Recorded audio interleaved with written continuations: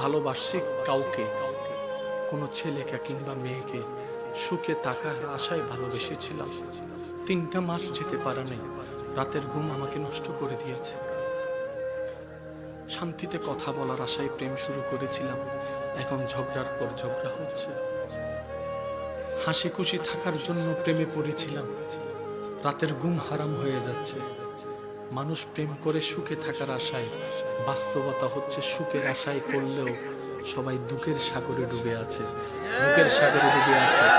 বান্দা, প্রেম যদি করতে মন চায় 2টা জায়গায় প্রেম করেন। যেখানে প্রেম করলে আপনি কখনো সেকা খাবেন না, যেখানে প্রেম করলে কোনোদিন আপনি প্রতারিত হবেন না। আপনি স্মরণ না করলেও যারা আপনাকে স্মরণ করে, কে কে কে ওই বান্দা হিসাবে আল্লাহর সাথে প্রেম করো, উম্মত হিসাবে নবীর সাথে প্রেম করো। সেকা দিবে না আপনাকে, ভুলে যাবে না আপনাকে।